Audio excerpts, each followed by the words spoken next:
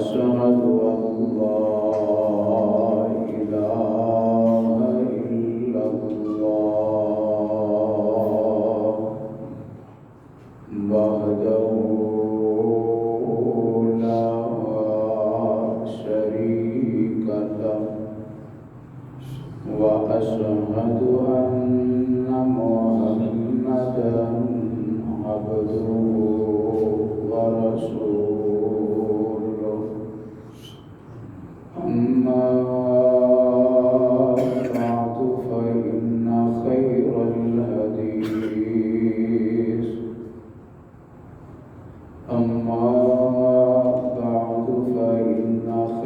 الحديث كتاب الله وخير الهدي هدي محمد صلى الله عليه وسلم وشر الأمور محدثاتها وكل محدثة بدعة وكل بدعة ضلالة وكل ضلالة في النار.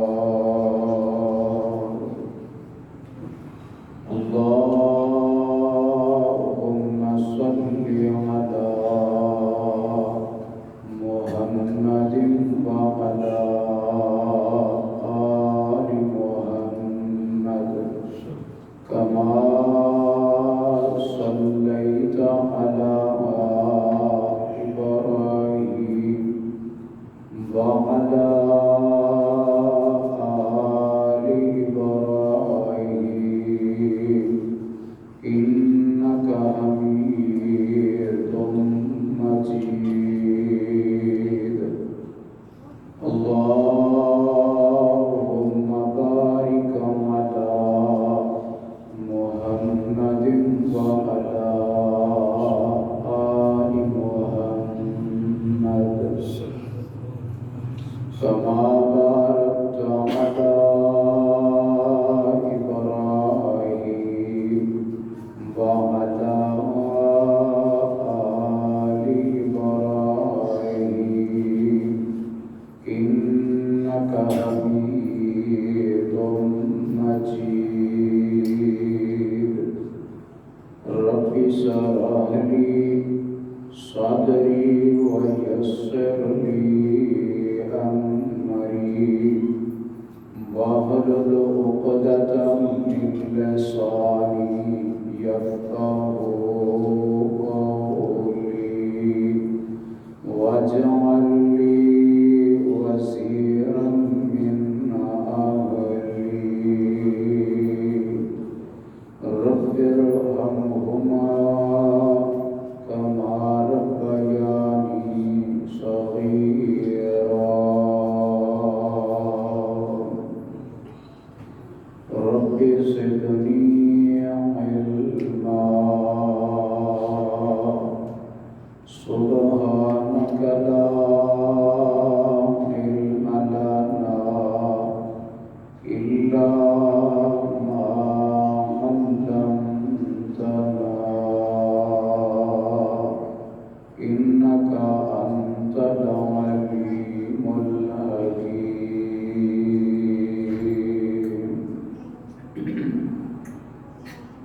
أعوذ بالله من الشيطان الرجيم. بسم الله الرحمن الرحيم. كل من عليها فان ويبقى وجه ربك ذو الجلال والإكرام.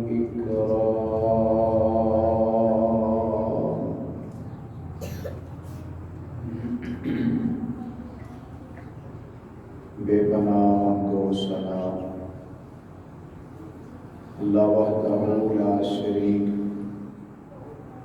خالق کائنات، مالک ارض و سما کے لیے، جس نے ہمیں دین حق، دین اسلام کو قبول کرنے کی توفیق عطا فرمائی، اور بے شمار درود و سلام امام الانبیاء، سید الاتقیاء، جناب محمد رسول اللہ صلی اللہ علیہ وآلہ وسلم کی ذات اقدس پر،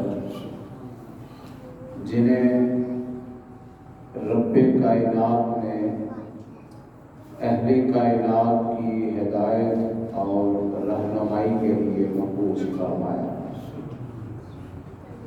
مختصر حمد و صلات کے بعد آج کے خطبہ جمعہ کی گفتگو کا موضوع ہے جنازے کے مسائل۔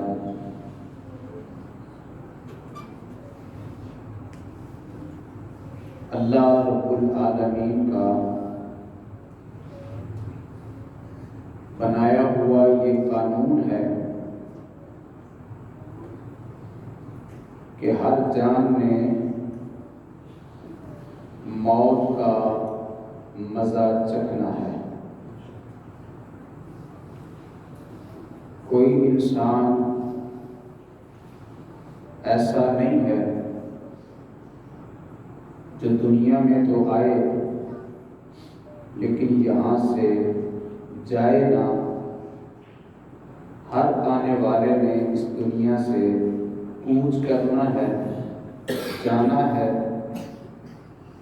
موت کا مزہ چکھنا ہے۔ یہ ایسا قانون ہے کہ آج تک اس سے کوئی محفوظ نہیں رہا، اور نہ ہی قیامت تک آنے والے انسان اس سے محفوظ رہیں گے۔ لہذا دین اسلام نے جہاں ہمیں اس دنیا کی زندگی گزارنے میں رہنمائی کی ہے، وہاں ہمیں یہ بھی بتایا ہے کہ دنیا سے رخصت ہونے والوں کو کیسے رخصت کرنا ہے،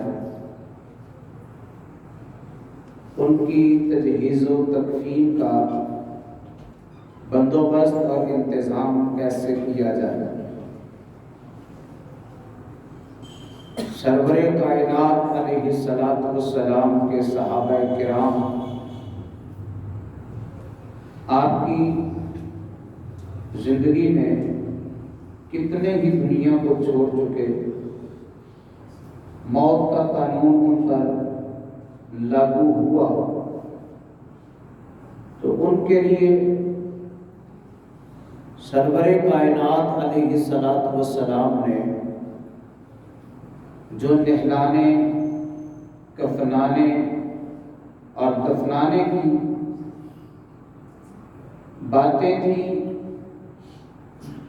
اور جو طریقہ کار تھا اور جو اصول تھا اس کو بیان فرما دیا، اور وہ تمام فرامین مصطفیٰ صلی اللہ علیہ وسلم قیامت تک کے لیے احادیث میں محفوظ ہیں۔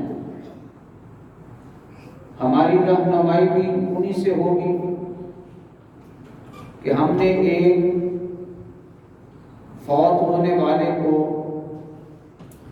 ایک دنیا چھوڑنے والے کو، اور وہ جو میت کی صورت اختیار کر جائے اس کے ساتھ کس طرح کے ہم نے معاملات کرنے ہیں۔ تجہیز و تکفین یہ ایک بڑا اہم مرحلہ ہے اور بہت ضروری ہے ہر گھر کے ساتھ یہ جڑا ہوا ہے، ہر انسان کے ساتھ یہ معاملہ ہے۔ اس لیے ایسے مسائل ان کا از خود سیکھنا ہر مسلمان کے لیے ضروری ہے، لیکن عام فائدے کے لیے میں نے آج کے خطبہ جمعہ کا موضوع ہی یہ رکھا کہ جنازے کے مسائل، تاکہ کچھ رہنمائی ہو سکے، کچھ قرآن و حدیث کی طرف سے ہمیں معلومات ہو سکے کہ ہم نے اس موقع پہ کس طرح کے امور کو سر انجام دینا ہے، اور کچھ ایسی باتیں جو ہمارے معاشرے میں صرف معاشرتی طور پر رائج ہیں، وہ کیا ہیں اور ان کی حیثیت کیا ہے، اس کے بارے میں چند ایک باتیں انشاءاللہ آج عرض کی جائیں گی۔ سب سے پہلی بات جنازے کے مسائل میں، ویسے تو مسائل بہت زیادہ ہے، یہ 30-35 منٹ کی گفتگو میں احاطہ کرنا بڑا مشکل ہے، لیکن چند بڑے اہم اور ضروری معاملات اور مسائل، ان کا میں ذکر انشاءاللہ اللہ کی توفیق سے کر رہا ہوں۔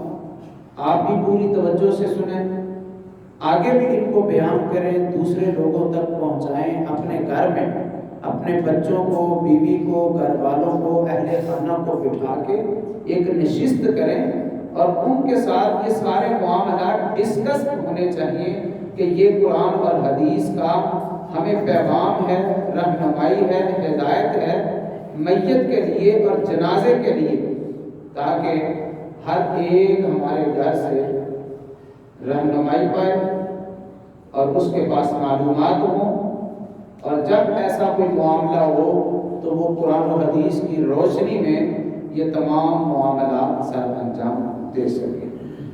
پہلا مسئلہ وہ قریب المرگ کا ہے، یعنی گھر میں کوئی ایسا فرد جس کے بارے میں یہ معلوم ہو جائے کہ یہ دنیا چھوڑ رہا ہے، بیماری بڑھ جائے، تکلیف بڑھ جائے، یا اچانک سے طبیعت ایسے خراب ہو جائے کہ لگے کہ اب یہ قریب المرگ ہے، یہ دنیا چھوڑنے والا ہے، رخصت ہو رہا ہے، ہمیں داغ مفارقت دینے والا ہے، پتہ چل جاتا ہے گھروں میں ایسے معاملات کی خبر ہو جاتی ہے۔ اس وقت کا مسئلہ یہ ہے کہ سرور کائنات علیہ السلام نے فرمایا لَقِّنُوا مَوْتَاكُمْ لَا إِلَٰهَ إِلَّا اللَّهُ، کہ اپنے مردوں کو لا الہ الا اللہ کے ساتھ تلقین کرو۔ مردے سے مراد ہے قریب المرگ، جو ابھی مردہ ہونے والے ہیں، ان کے پاس نبی پاک علیہ السلام نے فرمایا بیٹھ کے پڑھو لا الہ الا اللہ، بس یہی حکم ہے۔ جو بندہ فوت ہونے کے قریب ہے اس کے پاس پڑھنا لا الہ الا اللہ۔ جتنے بھی پاس موجود ہیں اعزاء و اقارب، رشتہ دار، بیٹے بیٹیاں، بیوی یا خامن، وہ یہی پڑھے لا الہ الا اللہ۔ اس کی وجہ یہ ہے کہ وہ آخری وقت میں ہے، ہو سکتا ہے کہ اس کے کانوں میں یہ آواز جائے تو یہ لا الہ الا اللہ سنتے سنتے اللہ تعالیٰ یہی کلمہ اس کی زبان پہ جاری کر دے اور وہ اپنی زبان سے بھی آخری سانسوں میں کہہ دے لا الہ الا اللہ۔ تو نبی پاک علیہ السلام نے فرمایا من کان آخر کلامہ لا الہ الا اللہ داخل الجنہ، جس کی زندگی کا آخری کلمہ لا الہ الا اللہ ادا ہوگا، اللہ اس کی برکت سے جنت عطا فرما دے۔ اس لیے لا الہ الا اللہ یہ پڑھنا ہے قریب المرگ کے پاس، اس کے علاوہ اور کچھ نہیں پڑھنا۔ کہیں بھی قرآن و حدیث میں صحیح سند کے ساتھ لا الہ الا اللہ کے علاوہ کچھ اور پڑھنے کی اجازت نہیں، کوئی ثبوت نہیں ہے۔ لا الہ الا اللہ، اور ساتھ یہ وضاحت میں عرض کر دوں کہ وہ جو قریب المرگ ہے اس کو کہنا نہیں کہ پڑھ لا الہ الا اللہ، اس کو یہ نہیں کہنا کہ تو پڑھ لا الہ الا اللہ، وہ اس وقت موت کی بے ہوشیوں میں ہے، موت کی تلخیوں میں ہے، اور موت کی سختیاں، موت کی تلخیاں یہ بہت سخت ہوتی ہیں، ان سے اللہ کی پناہ مانگنی چاہیے، مدد مانگنی چاہیے۔ بس پاس بیٹھ کے پڑھے لا الہ الا اللہ، کہیں ایسا نہ ہو کہ وہ اپنی ہی صورت میں زبان سے کہیں ایسا نہ کہہ دے کہ میں نے نہیں پڑھنا، یا سر ہلا دے کہ نہیں پڑھنا، آپ اس کو مجرم نہ بنوا دیں، صرف کہیں لا الہ الا اللہ، لا الہ الا اللہ، لا الہ الا اللہ۔ اللہ کرے ہم اللہ کے حضور دعا کرتے ہیں کہ ہم میں سے جب بھی کسی کے دنیا سے جانے کا وقت آ جائے، اللہ ہمیں یہی کلمہ، آخری کلمہ پڑھنے کی توفیق عطا فرما دے، لا الہ الا اللہ۔ یہ بڑا عظیم کلمہ ہے، یہ بڑا اہم کلمہ ہے۔ دوسری بات،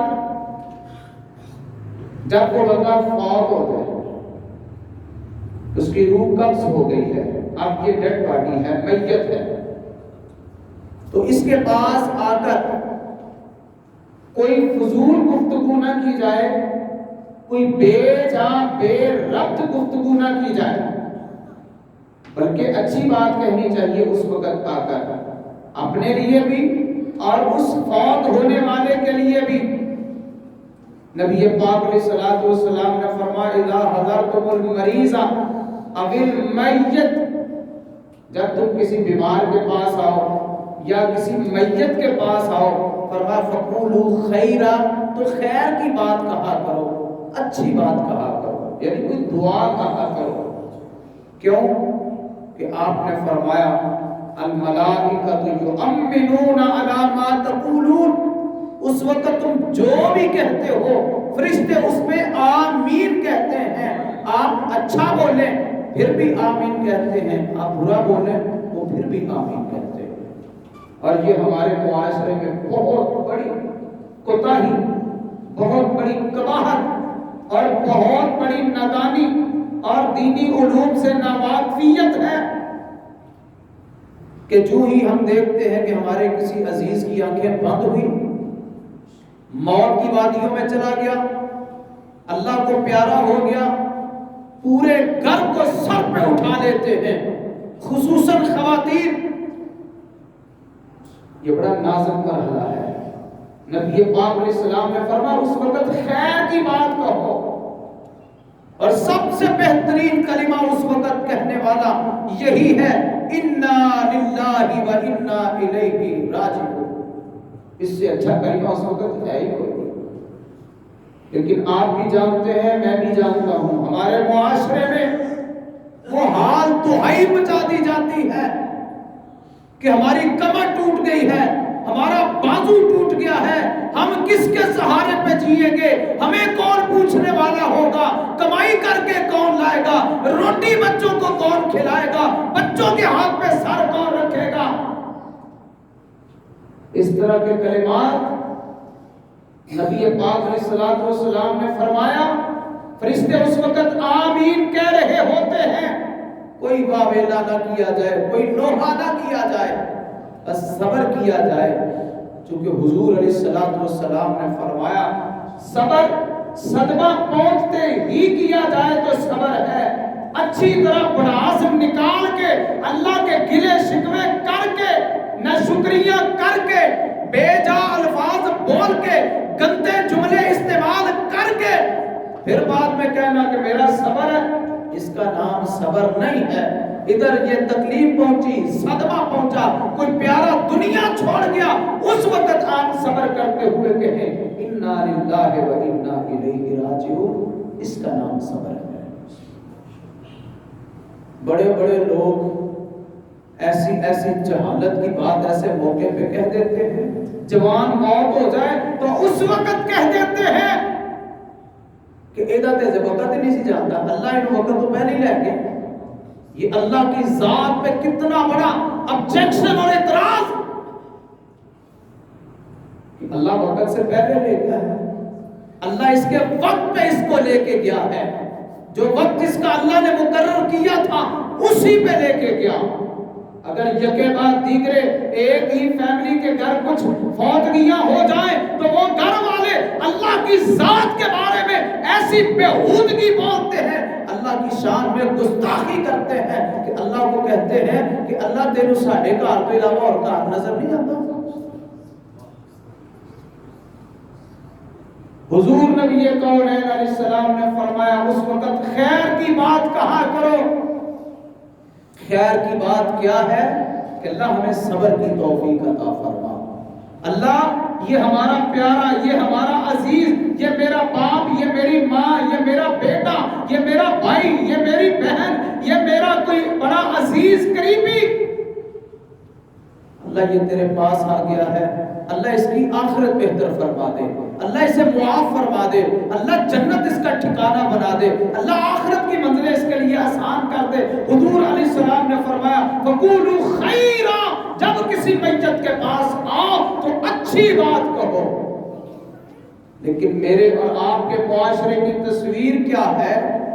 جو دور دراز کا سفر کر کے آتے ہیں, جو ہی گلی میں انٹر ہوتے ہیں اسی وقت خواتین بے پردہ ہو جاتی ہیں, آوازیں اونچی نکالتی ہیں اور پورے محلے میں شور پیدا ہو جاتا ہے.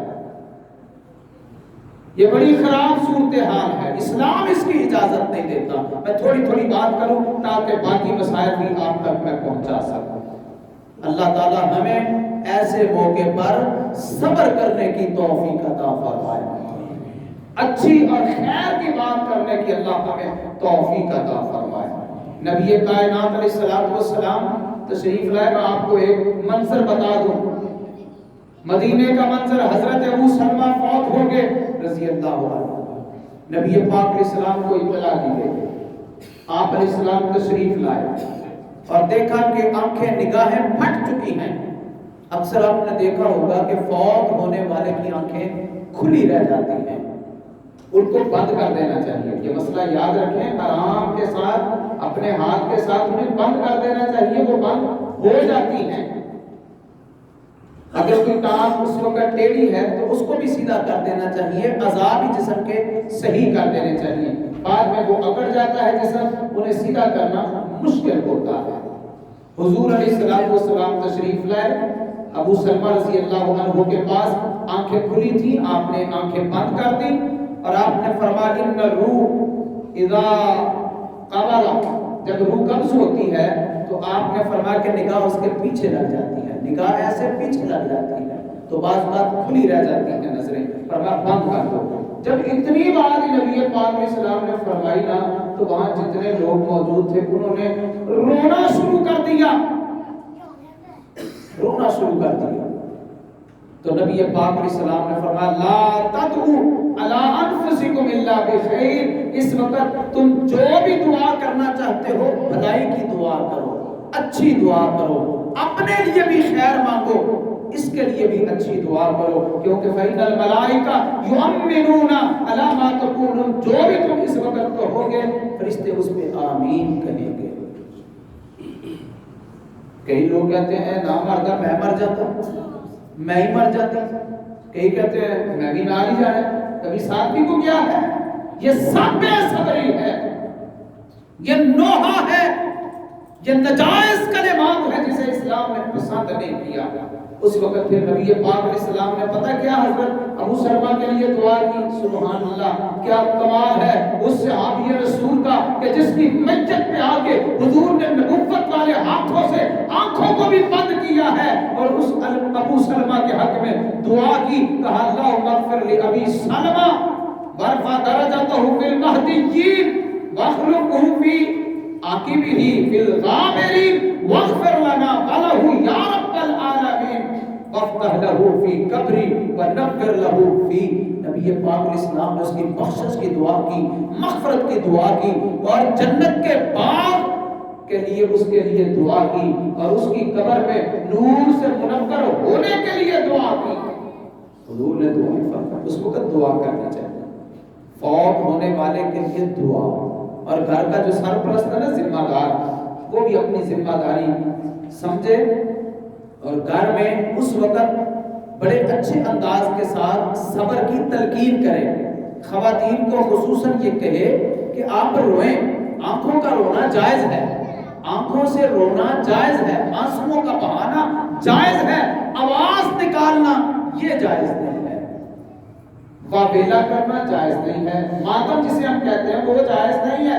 بڑے لوگ دیکھے ہیں کہ خواتین سر باندھ کے اپنی چھاتی پیٹتی ہیں، اپنی رانیں پیٹتی ہیں.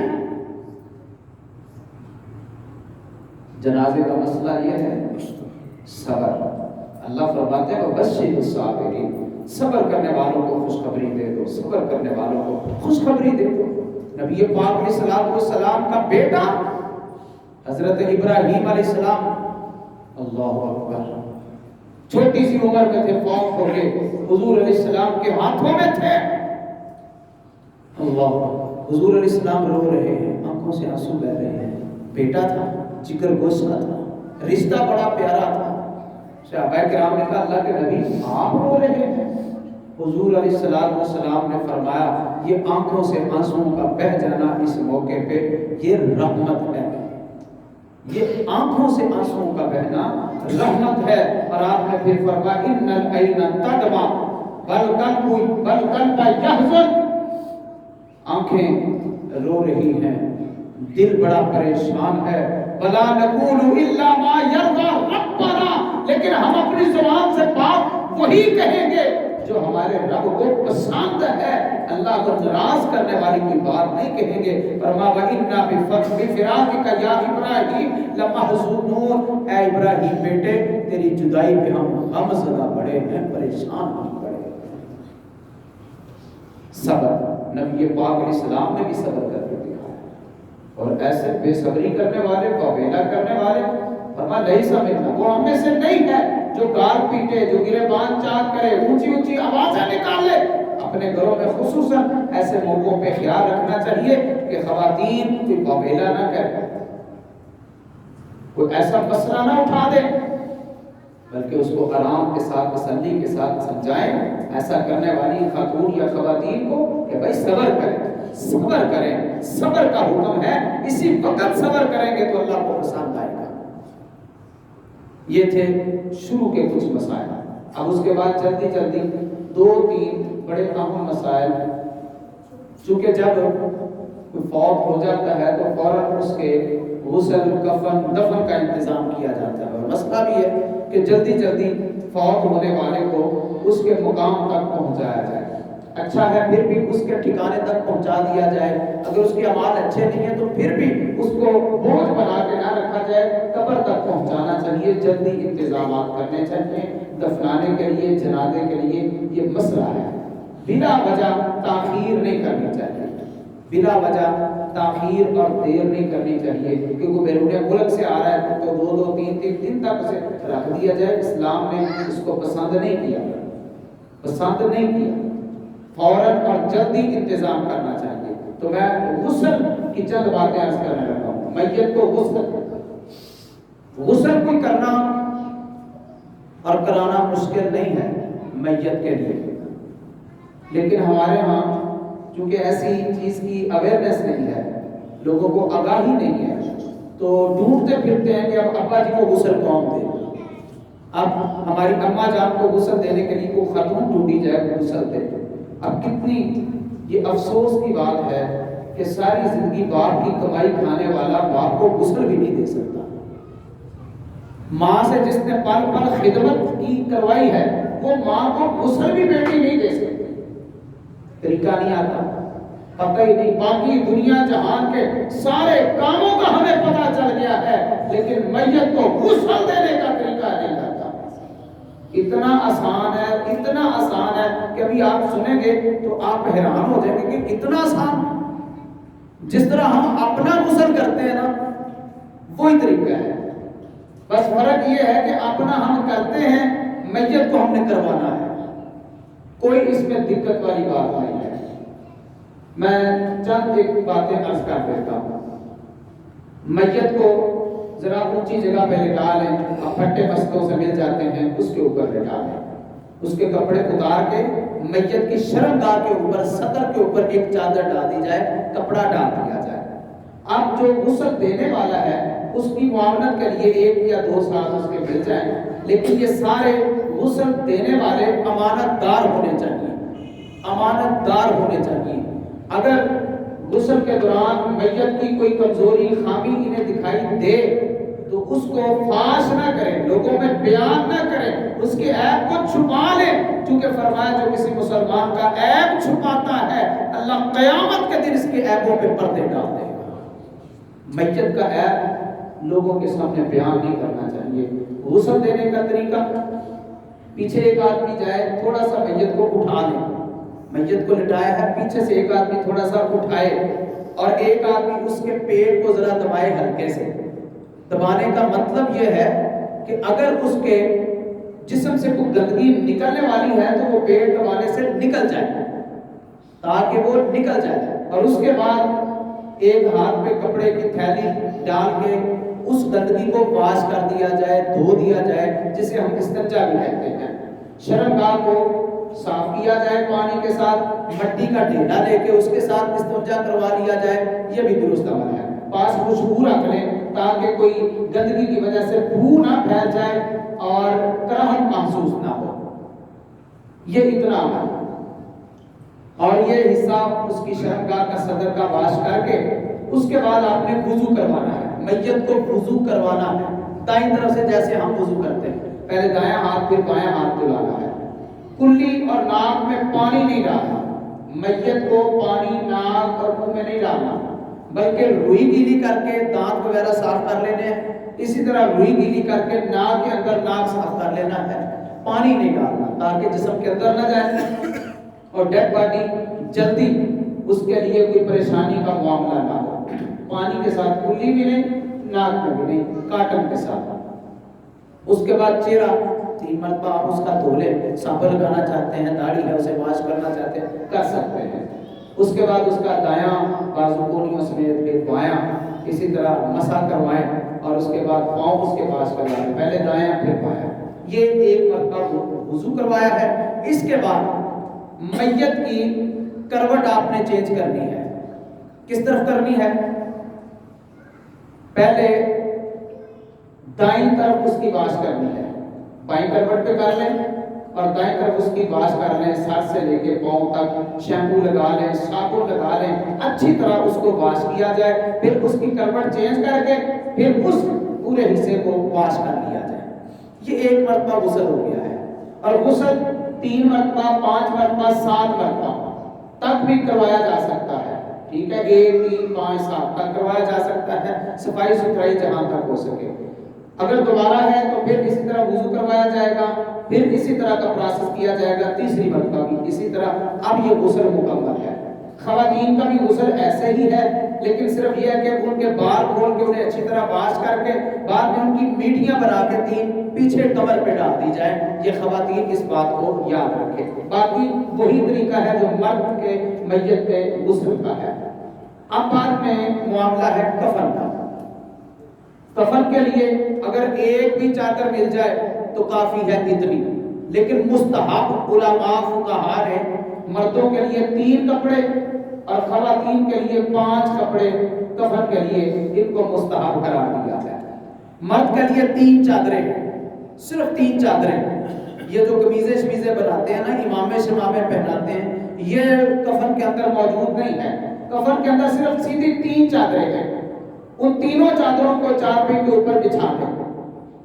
ذرا ان کی چوڑائی بھی زیادہ ہونی چاہیے، لمبائی بھی زیادہ ہونی چاہیے، تاکہ قدموں اور سر سے باہر نکلا ہو کپڑا اور لپیٹنے میں بھی آسانی ہو جائے۔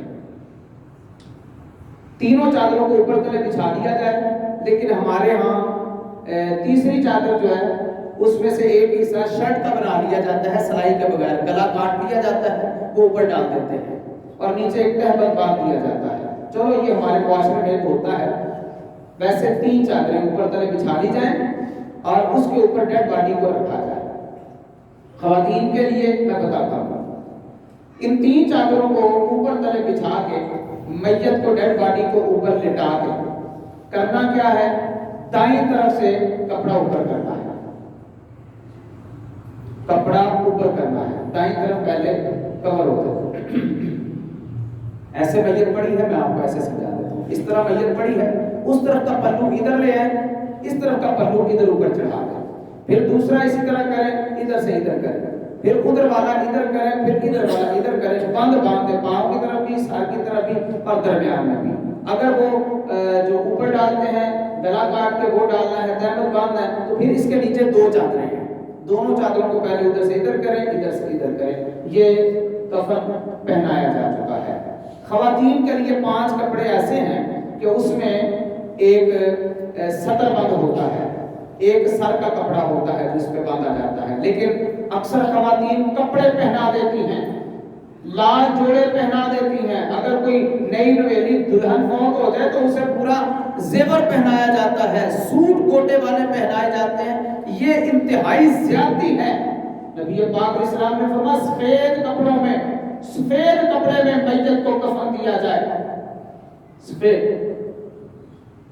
تو اس طرح 2 چادریں نیچے بچھا لیں، ایک کپڑا نیچے ازار بند کے طور پہ ہے، ایک اوپر ہے جس کو اوپر چھاتی سے لے کے رانوں تک کپڑے کو باندھا جاتا ہے، لپیٹا جاتا ہے، اور ایک کپڑا سر پہ، 2 چادریں اسی طرح اوپر تلے کر لیں۔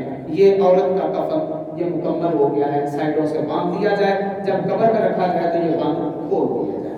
اب اس کے بعد جنازے کے لیے جاتے ہوئے، یہ جو ہمارے ہاں رواج ہے نا، یہ سنت طریقہ نہیں ہے کلمہ شہادت کہنے والا، سنت طریقہ نہیں ہے، یہ نبی پاک علیہ السلام سے، صحابہ کرام سے ثابت نہیں ہے، اس سے اوائڈ کرنا چاہیے۔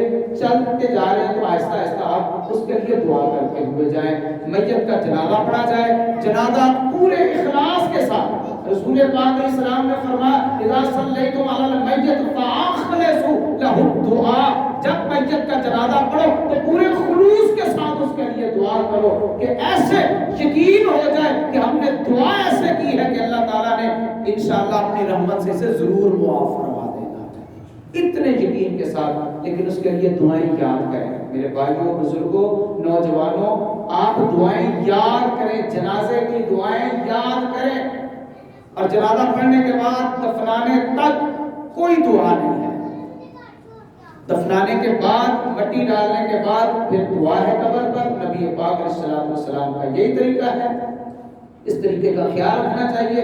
بعد میں مسئلہ ہے تعزیت کا، جسے ہم افسوس بھی کہہ دیتے ہیں، اور ہمارے ہاں سادے لوگ وہ فاتحہ خوانی بھی کہہ دیتے ہیں، وہاں جا کے ہاتھ اٹھائے جی سورہ فاتحہ صرف پڑھتے ہیں، پوری سورت فاتحہ میں میت کے لیے ایک لفظ کیا، ایک حرف بھی بخشش اور مغفرت کا نہیں ہے۔ بس وہاں جائیں، تعزیت کریں، تعزیت کے الفاظ ہیں وہ سیکھیں، اگر نہیں عربی میں آتے تو ویسے آپ تعزیت کر لیں اور کہیں بھائی اللہ تعالیٰ کا حکم ہے، اللہ تعالیٰ کا نظام ہے، اسی طرح اللہ آپ کو صبر دے، فوت ہونے والے کی مغفرت کرے، اللہ جنت میں جگہ عطا فرمائے، یہ ہے تعزیت۔